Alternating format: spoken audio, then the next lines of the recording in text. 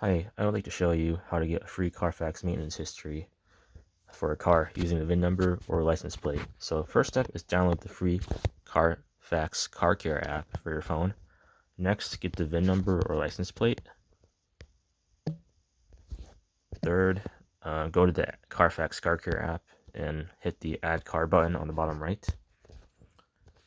4, add your information, hit search, confirm this is your car, and hit yes, this is my car.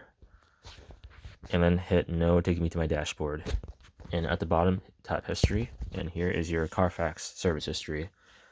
Sometimes they don't list maintenance that has been done if the shop didn't report it or for whatever reason. But it's still nice to see. Some cars you might see that it was maintained at a dealer.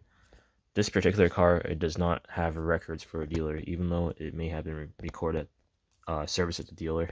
CarFax just doesn't know.